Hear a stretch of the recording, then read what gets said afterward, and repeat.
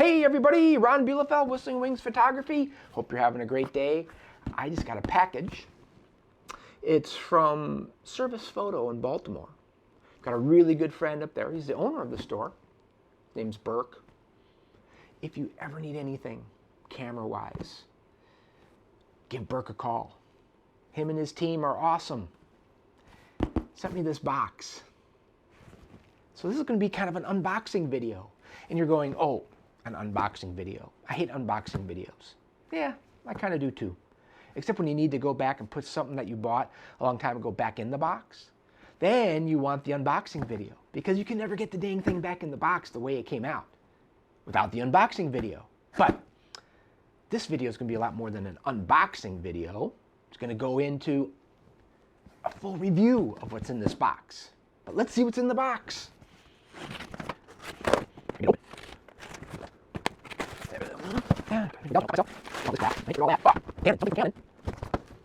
The Canon 200 to 800 millimeter zoom. I finally got one. Hasn't been out all that long. I'd like to get it, test it, review it even before most people. But Canon won't do that for me. So I have to buy everything just like you. Finally got it. I do birds. I'm a bird photographer. Those of you who watch my videos know that. I do wildlife, yes, in general. But I love birds, birds in flight especially. So I'm going to put this on my Canon R3 and on my Canon R5. Maybe even with a teleconverter, a 1.4 at times. And we're going to shoot birds. I'm going to put this thing through the mill, really. Not going to take pictures of birds just sitting on perches. Sure, we'll do that. More static type stuff. But I'm going to try to do birds in flight, diving kingfishers, diving ospreys, flying ducks, things like that. Give it a little bit of a challenge. Compare how this thing works, image stabilization wise, autofocus wise, image quality wise, to let's say the 100 to 500. You know, 200 to 800. Wow, that's a range, but it's a great range for bird photographers. So let's keep opening this thing. But that's what I'm going to end up doing. So stay tuned after we get through with the unboxing, because I'm going to go into the whole deal of how this lens performs. Wow, it's a box within a box. There's supposed to be handles on the side. There we go. All right. Interesting. Throw that down there. Get that out of there. Ha, more tape. More tape. Now this is not an L lens, right? It's not an L lens, but Canon still, I don't know what I'm doing here, but Canon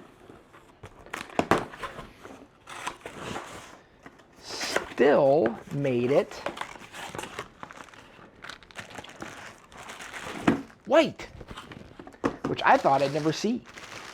A non-L lens that is this size, right? A super telephoto lens that is white and not an L lens. But we got it, and they even give you a lens hood and a big old foot on there. Why?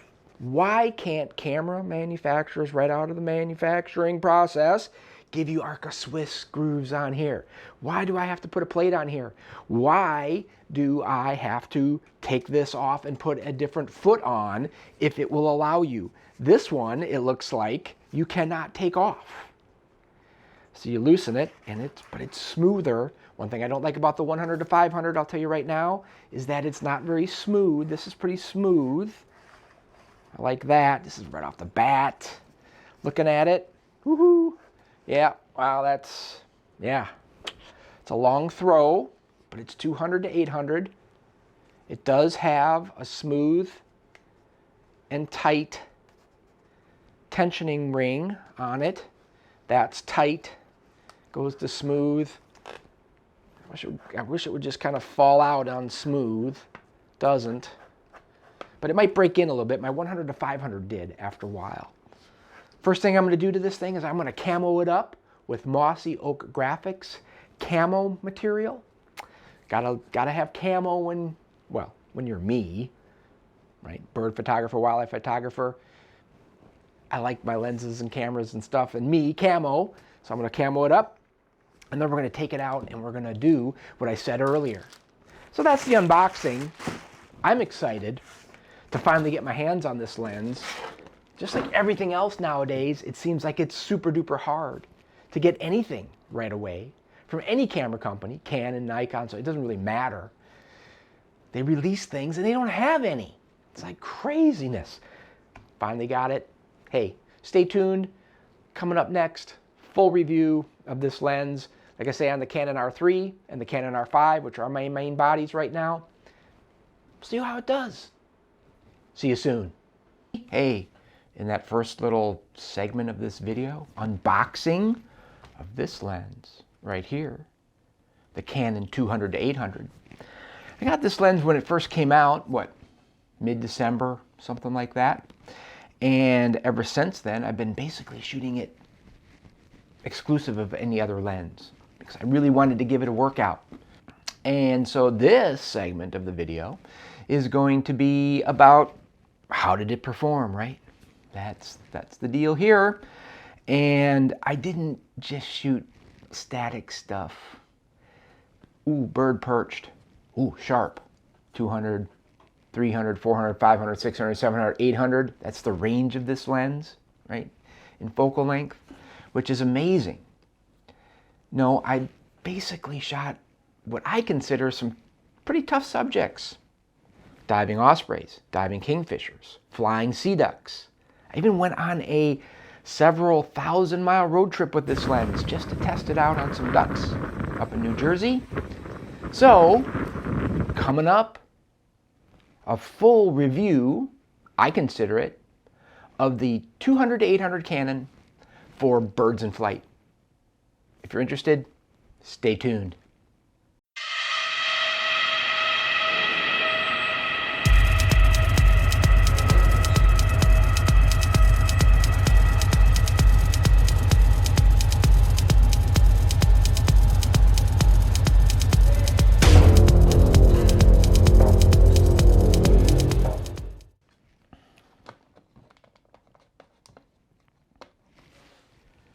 Okay, here we are with the Canon 200 to 800, fully zoomed out here. Okay, you're saying, well, I have the Canon 100 to 500. Well, that's right here, Canon R5 on the 100 to 500, Canon R3 on the 200 to 800. Boy, you know, I don't see, might as well just start out a little bit with the lens itself, right? Let's just go through it. Weight-wise, it's not much heavier. It's a white lens, even though it's not an L lens. It's not white anymore. Neither is my 100 to 500. It's got camo on it. That's the first thing, basically the first thing. Oh, that is basically the first thing. Can't talk today. I do is camo up my lenses. And if you want to know about the product that I use and how to put it on, you can find a video link somewhere. Well, it'll be down in the description of the video. Size-wise, it's bigger in diameter than 100 to 500. But a little bit heavier. Not much. But the range on this, why do I... You want to cut to the chase? Do I like the 200 to 800 for birds in flight? For birds? For bird photography, which is what I do principally? I love it. This isn't a review after using it for 2 days.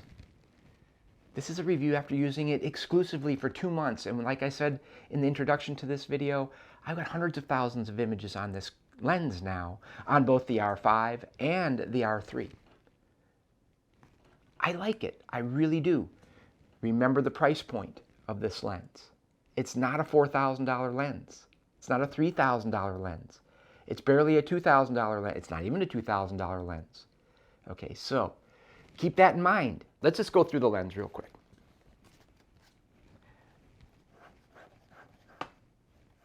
The throw is long. It's gotta be. Really, there's no way around it. You're going from 200 to 800. Now, some people aren't gonna like that. But there's no way around that, I don't think. And most of the time when I'm using this lens, I'm at 800 millimeters, and if I need to pull back, I'm not having to pull all the way back. Usually I'm out here, and I'm just pulling a little, which is well within the range of my hand being on the lens. So the whole factor of it being a long throw really hasn't come into play for me as being a negative. Is there a time when it may happen? Sure, maybe so. It's got a stabilizer built into the lens, like most. So there's a little switch right there. But it's different because on the 200 to 800 versus, say, the 100 to 500, it's also got a stabilizer mode switch. It has 1, 2, and 3. 200 to 800 has on and off. No modes. Now, this was interesting. Canon says that the stabilizer can sense what you're doing. Like if you're doing a static subject in your hand holding, it senses that and it stabilizes in all axes. But then if you're panning, it senses that and will allow you to pan without trying to correct that panning movement. Stabilize in these axes here. Kind of. I shot mostly birds in flight and really fast birds in flight a lot of times. It kind of works. Is it as good as the modes? Mode 1, 2, and 3 on this lens or on my 600 f4? No, I don't think it is. But I'm going to go back. A much more inexpensive lens than this one, and especially, of course, if you compare it to the 600 f4. So they have to make some concessions there to keep the price down. I guess if they need to do that, that's one place versus image quality. And we'll get into image quality in quite a bit of detail coming up. So, is it as good image stabilization wise? And will it stabilize if you're just hand holding it on a static subject? Yes, it does really well. But it's the whole transition from being static to going into a pan that it doesn't seem to figure it out quick enough for me. And then when you stop panning, there's this settling where it oops, and then ooh, and then it stops, and then it's, stable again. I don't see that on the 100 to 500. I don't see it on my 600 f4 lenses like that. So that's a difference, but I can deal with it. Now, what other switches are on this lens? Well, there's an AF and MF switch, autofocus and manual focus switch. I don't see any other switches on this lens. No focusing limiter switch. I found that interesting, but again, hasn't really come into play. I will tell you this, that even at 800 millimeters, and especially as you pull back, you can focus very, very close. Things very, very close to you with this lens. I was very impressed with that. And I'll show you some images popping up here of some ruddy turnstones and sandpipers and stuff that I shot. I mean, the things were right at my feet, and you're focusing pretty well. So it seems like no focusing limiter, you just get full on this lens, full. You look at your 100 to 500. Yeah, it says full, it says 3 meters to infinity, right? You get full on this lens, no choice. Again, if you're going to take something away, I guess that's fine, because I didn't find the full breadth of focusing. That's the thing with the RF system. The focusing is quick, RF to RF body. And even though this is full, having the cycle the full range, it was fast. It didn't seem to impede me being able to get on a bird very, very quickly. That's flying very, very quickly, so I have to get on it right now. And it has to focus. It has to jam in there on focus really fast. I didn't see it being a problem at all. So, this lens also has a tensioning ring like the 100 to 500. The tensioning rings on both of these lenses, I don't think they do much. They do something. On smooth, I'd like it to fall out. Like I'd like to be able to have these on smooth and tip it up like this, and they should go on their own. And when you have it tight, to me, it should be locked down. Like you can't turn it. You cannot zoom it in or out. But that's not what they do. They tighten it up a little bit. They loosen it up a little bit. Whatever. The ring, the tripod foot ring or whatever, this. I find it to be much smoother working on the 200 to 800 than I do on my 100 to 500. And it doesn't come off. You can loosen this all the way up, the knob all the way up. This ring ain't coming off. Those of you who have the 100 to 500, which is a lot of you, I bet, you loosen this one up too much and it'll pop off there. This ring will just, well, hell, here we go. It just comes off, and that's not a good thing. I don't like this because what if it comes, what if it's loosening? You don't really notice. Things like that happen all the time. And this thing your camera falls to the ground with the lens. Yeah, I hate this system, the way they do it. And even if it's to loosen it enough so where it's kind of smooth, then there's wiggle in there. And I don't like that either. I like the way they did this. It would be nice if you could take the foot part of it off so you could put a third-party foot on there that has an Arca Swiss or whatever, mount on there. But they don't have that. Again, saving money. But I'd rather have it this way and just put a plate on there. We've been putting plates on things forever. Just put a plate on there. It's not a big deal to me. All right? So that's the lens. It's got markings up on top. When you look through the viewfinder of the R3, you can see the focal length that you're at. I really like that, especially on a lens that goes from 200 to 800. Unfortunately, on the R5, you don't get that view in your viewfinder. So you have to look at, there's a scale on the ring right here that tells you where you're at, 200, and then it goes to 300, and then to 500, and 600, and then 800.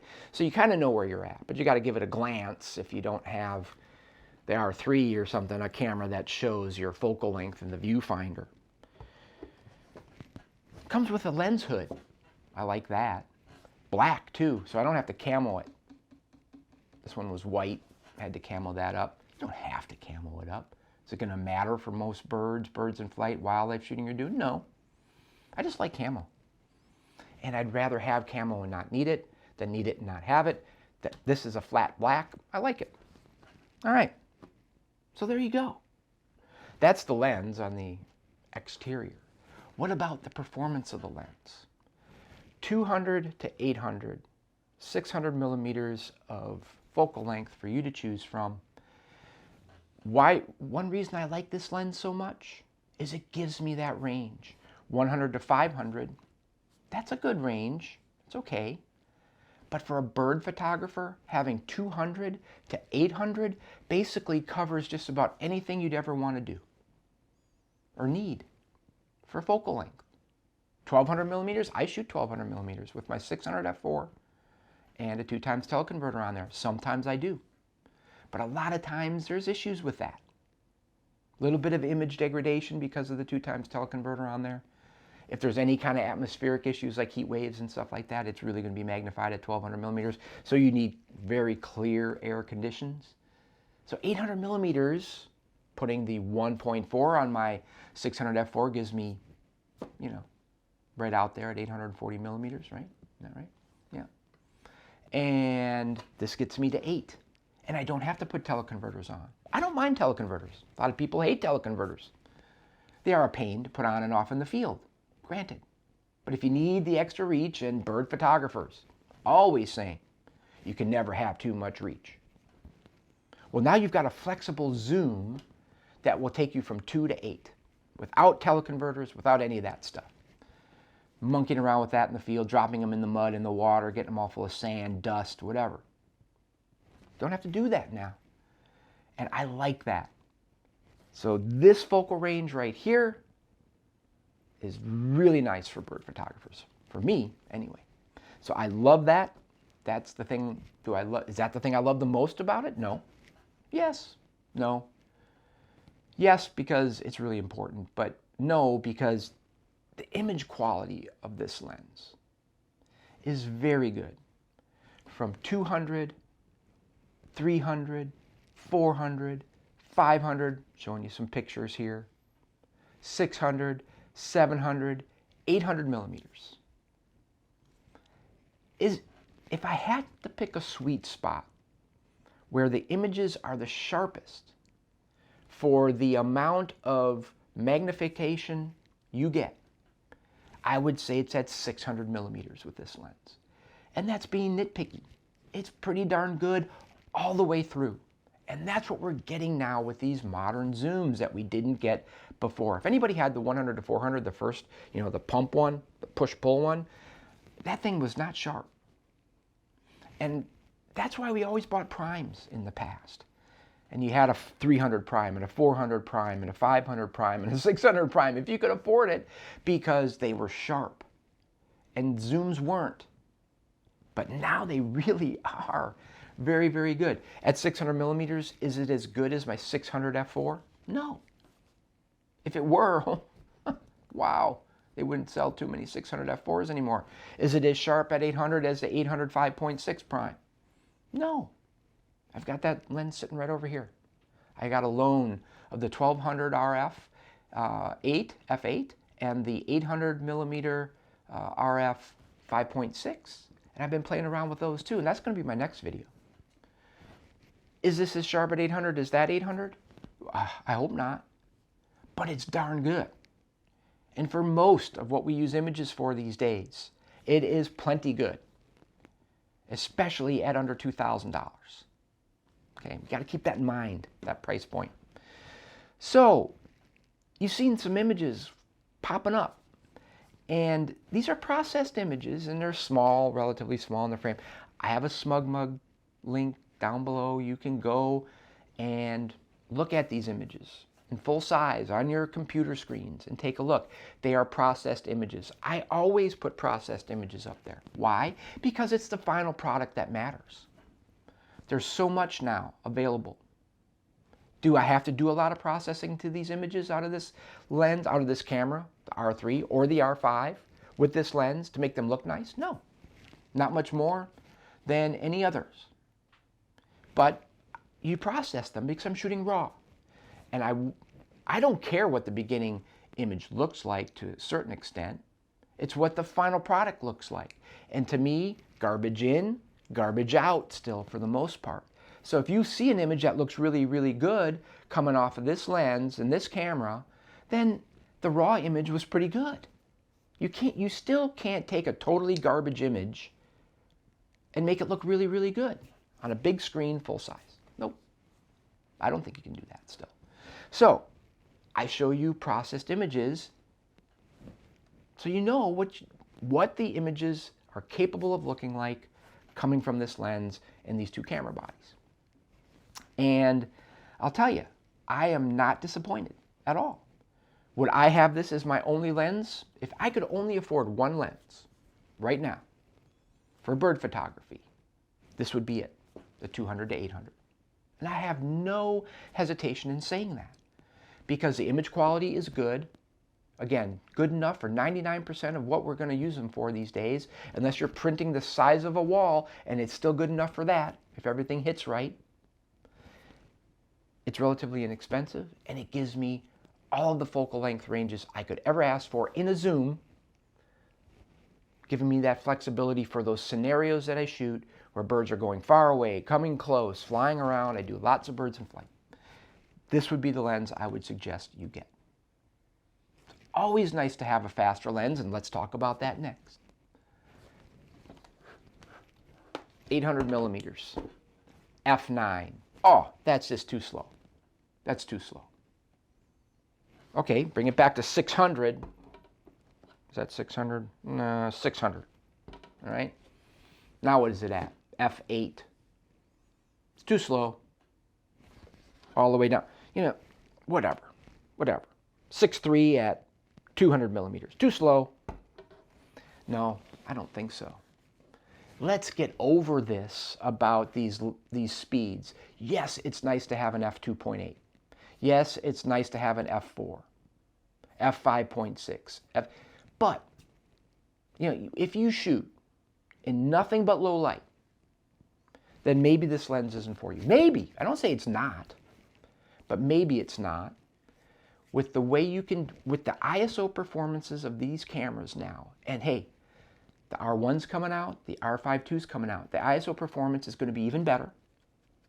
And with things like Topaz now, Denoise and Photo AI and, you know, whatever you use, the Adobe stuff now is good. DxO, Pure Raw is good. Great even maybe. You can get rid of noise like you never could before. And your birds still look great. Because all of those things come along with sharpening that is really, really good. And actual sharpening now, not faux sharpening. Not going to get into that here. But let's get over the fact that these lenses are too slow. I don't think they're too slow. I've been shooting this lens in all different light.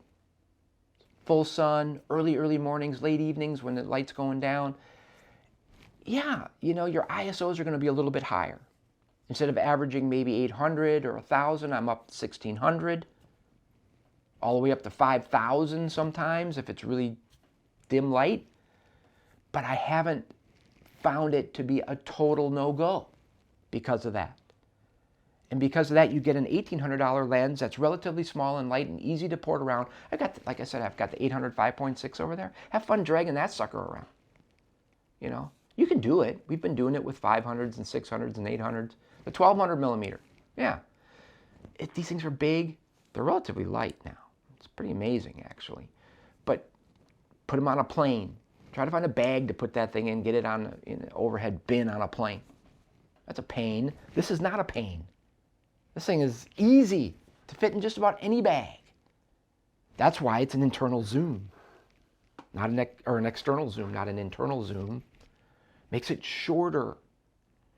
Put that lens hood on here backwards, and this thing goes in just about any backpack or roller bag you can find. That'll fit in an overhead compartment, no problem, or go on a trip with you wherever you're going to go. So the slowness of this lens, again, I don't find it to be a big issue, but that's me. Some people will. I understand that, but I don't think it's that big of an issue. If this was a 200 to 800 and it was 6.3 at 800, this thing would be a lot more expensive and a lot bigger and a lot heavier than it is. Okay, I've got a harness system I make, right? For those of you who want to get all the weight off your hands and arms when you're shooting these bigger, heavier lenses, and those of you who just want more stability even for light enough lenses like these two aren't that heavy. But hey, you know, those f2.8s, f4 lenses, there's a penalty there too.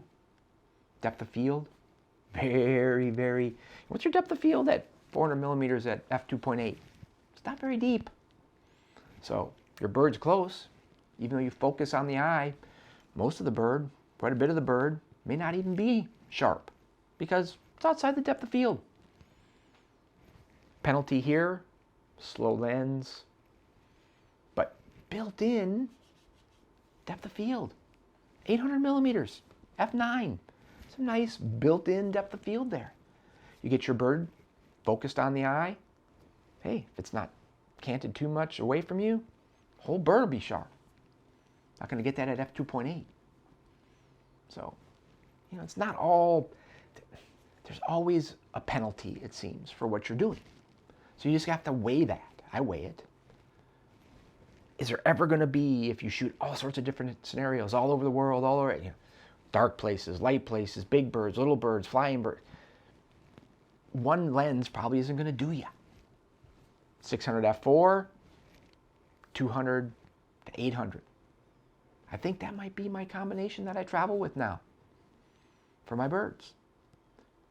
This, ease, the range, 600 f4 if I absolutely need something that's faster.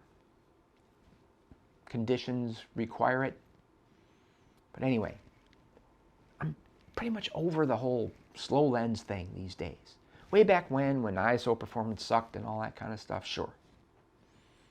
But now, we can deal with it. We can. So anyway, what else can we talk about with this lens? You want to compare it to the 100 to 500? I wonder if I should keep that for another video. You know, I can put a whole bunch on my SmugMug site. You can look at all the images I have on there from the 100 to 500 test that I did when this thing first came out. And you can compare those to the images that you see from the 200 to 800. Have fun trying to figure out which one's which. You know, it's really impossible because all of the images, once they're processed, and if you do the processing correctly and you're good at, you know, post-processing, they all look great. They look good if you get focus and you have the right setup and you have the right exposure and all that. They're all good images coming off. I love this lens. I do, except for the weird parts about it. But every lens, every camera body has things you like and don't like about it. Overall, this is a winner for me. So, comparing 100 to 500 to this, I'm probably going to get rid of my 100 to 500. I don't see any reason to keep both of them at all. So you figure L lens, right? Non-L lens. Better sealed, maybe, than this one and all that. But if it's going to be really nasty out there, I'm putting a rain jacket on my stuff anyway. So I'm not too concerned about how well it's sealed. I'm not going to get rid of this right away. You know, I've had this for 2 months now, and I've done a lot of shooting with it, like I said. And so far, I'm really happy with it. But we'll see how it holds up to everything compared to the 100 to 500, which I've had a lot longer, of course. And this thing's still rocking right along. If this continues to perform over, let's say, the next 3 months or so, I'll probably get rid of my 100 to 500 and just keep the 200 to 800. I've got my 600 f4 when I really need something faster. Put a 2x teleconverter on my 6, that's f8. Yep, at 1200 millimeters. Anyway, I don't know, just rambling now. Kind of out of stuff to say about it. Video. How is it for video? I use this lens all the time for my video, up to getting this lens, until I had this lens. This one. And it performs, this lens performs about as good as this one does. And when I say performs, for me, it's the servo autofocus in video mode. Here's a video I took with this lens. It's about how it performs when I'm tracking birds that are moving in video mode. It's about how the image stabilization performs. It's about how the autofocus performs. And it seems very familiar to me doing video with this lens because, like I said, I use mostly this lens up to this point, the 100 to 500. So when I got the 200 to 800, and it felt pretty familiar, about the same. So I was really impressed with that because nowadays I'm flipping back and forth between video and stills all the time. And to have this lens again, it's so critical, I think, to have a zoom lens when you're doing video because you want to keep space around your subject most of the time, a lot more really than when you're shooting stills of that same subject. And so being able to fit the subject to their distance with the zoom capabilities of these two lenses, that's the way to go to me. And so I like this lens for video so far. Maybe I'll do a whole big old video on using the 200 to 800 for video. You know, I haven't been doing a lot of videos lately. It's because there's only so many hours in a day doing tours, and I've got my harness business, which is going really well. Thank you so much for those of you out there who have purchased a speed shooter harness. But I'm either out doing tours or making harnesses because I make every one of these myself. I wish I had more time to do videos. Also, the reason why is I don't do videos just about anything. Just to do videos. I do them when something happens, a new product comes out that fits what I do, bird photography, wildlife photography, that I think y'all would be interested in. And Canon hasn't really brought out much up until they bringing out the 200 to 800. Now, coming up very soon, the Canon R1, the Canon R5 II, the Canon 200 to 500, f4. I'll be getting all of those things. Again, I have to buy all these things, so some things are going to have to go. But anyway, I'm going to get all these things, and when those things start coming out, the way it looks, Canon just basically said that the R5 II and the R1 are going to come out at the same time. They're going to be announced right up with the Olympics this summer. And I would imagine the 200 to 500 is going to be announced at the same time. Wow. I'll be doing some videos. But it's not going to be a day after they come out or right the day they come out. After I've had the camera for a day. It's going to be after I've had them for a couple months, more than likely, because I really want to get a good feel for what these things can do before I get in front of you all and tell you what I think. Again, this is what I think. A lot of you can disagree and will disagree with what I say. Best thing to do, I always say, get it yourself. Try it out rather than just watching videos about it. It's the best way to evaluate it because you all shoot differently than I do, different skill levels than I have. Most of you are much better than me. So maybe this thing just isn't up to your standards. I don't know. But I'm just saying that I'm not going to get in front of you with a video after I've had something 1 or 2 days, unless it's an unboxing video, like I started out this whole thing with. So anyway, go to my SmugMug page for this lens. Look at the images. You've seen a bunch of stuff flashing around on the screen as I've been talking here about this camera. You saw the zoom range, in and out. That's about all I can provide at this point. Like I say, get out there and get one if you can. Give it a try. If you don't like it, send it back. That's what I do. So anyway, hey, thanks for watching. I hope you have good light. I hope you're getting great images. Be safe out there. I'll see you soon.